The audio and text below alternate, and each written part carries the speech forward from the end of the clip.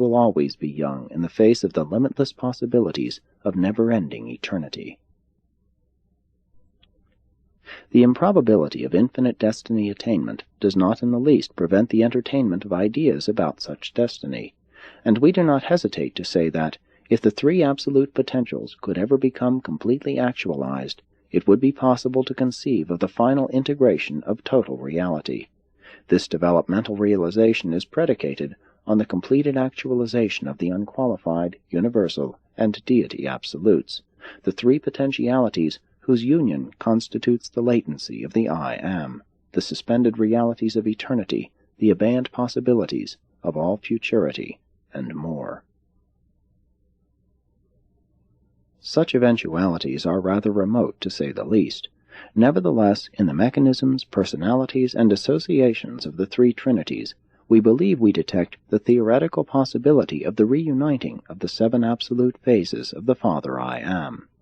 And this brings us face to face with the concept of the threefold Trinity, encompassing the Paradise Trinity of existential status and the two subsequently appearing trinities of experiential nature and origin.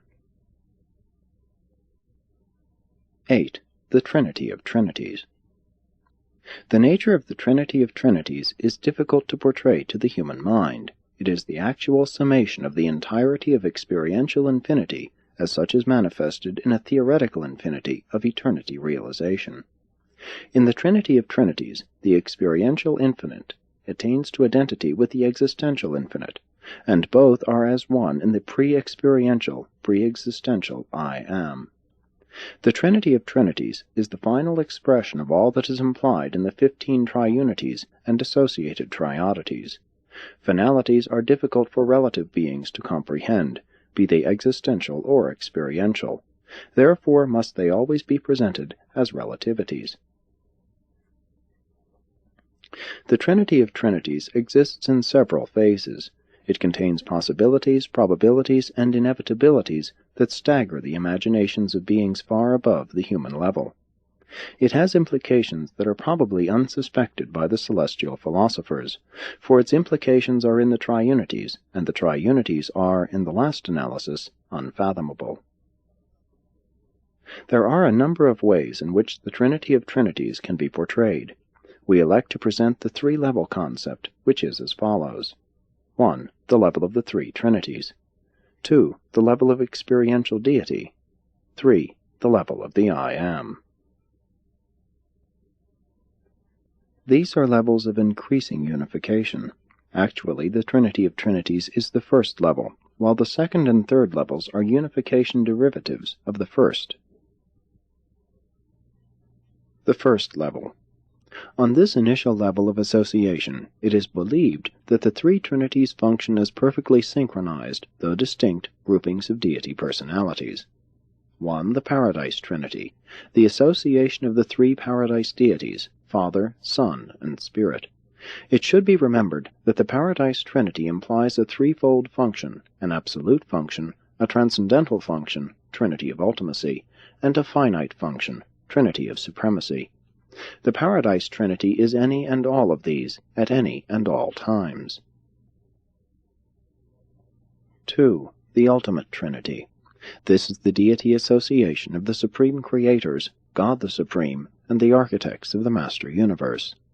While this is an adequate presentation of the divinity aspects of this Trinity, it should be recorded that there are other phases of this Trinity, which, however, appear to be perfectly coordinating with the divinity aspects. 3. The Absolute Trinity. This is the grouping of God the Supreme, God the Ultimate, and the Consummator of universe destiny, in regard to all divinity values. Certain other phases of this triune grouping have to do with other than divinity values in the expanding cosmos. But these are unifying with the divinity phases, just as the power and the personality aspects of the experiential deities are now in process of experiential synthesis. The association of these three trinities in the Trinity of Trinities provides for a possible unlimited integration of reality. This grouping contains causes, intermediates, and finals, inceptors, realizers, and consummators, beginnings, existences, and destinies. The Father-Son partnership has become Son-Spirit, and then Spirit Supreme, and on to Supreme Ultimate and Ultimate Absolute, even to Absolute and Father Infinite, the completion of the cycle of reality.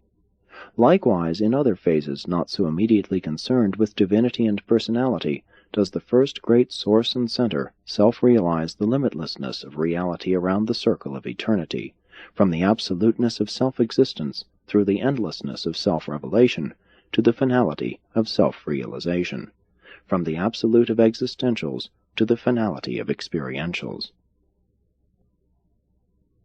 The second level. The coordination of the three trinities inevitably involves the associative union of the experiential deities, who are genetically associated with these trinities. The nature of this second level has been sometimes presented as 1. The Supreme. This is the deity consequence of the unity of the Paradise Trinity in experiential liaison with the creator or creative children of the Paradise deities. The Supreme is the deity embodiment of the completion of the first stage of finite evolution. 2. The Ultimate. This is the deity consequence of the eventuated unity of the second Trinity, the transcendental and absonite personification of divinity. The ultimate consists in a variably regarded unity of many qualities, and the human conception thereof would do well to include at least those phases of ultimacy which are control-directing, personally experienceable, and tensionally unifying. But there are many other unrevealed aspects of the eventuated deity. While the ultimate and the supreme are comparable, they are not identical. Neither is the ultimate merely an amplification of the supreme. 3. The Absolute. There are many theories held as to the character of the third member of the second level of the Trinity of Trinities. God the Absolute is undoubtedly involved in this association as the personality consequence of the final function of the Trinity Absolute. Yet the Deity Absolute is an existential reality of eternity status. The concept difficulty regarding this third member is inherent in the fact that the presupposition of such a membership really implies just one absolute.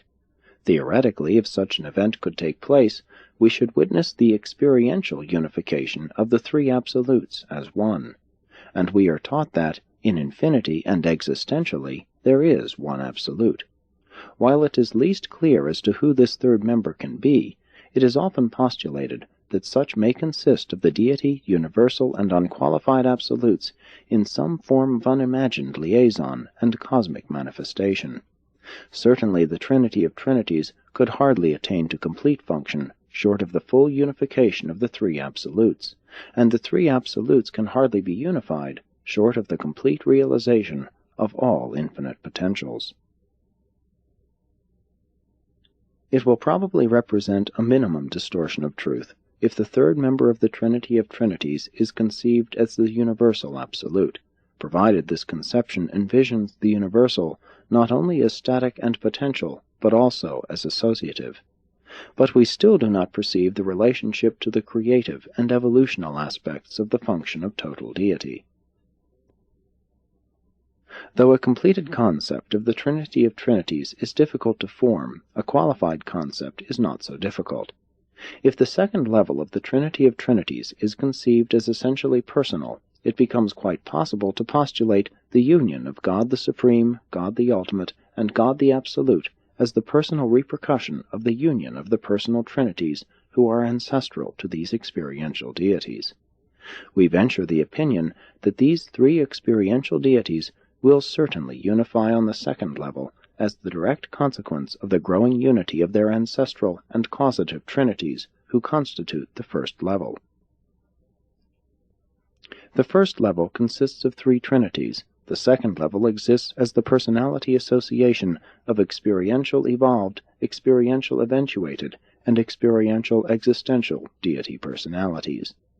And regardless of any conceptual difficulty in understanding the complete Trinity of Trinities, the personal association of these three deities on the second level has become manifest to our own universe age in the phenomenon of the deitization of Majeston, who was actualized on this second level by the Deity Absolute, acting through the Ultimate and in response to the initial creative mandate of the Supreme Being.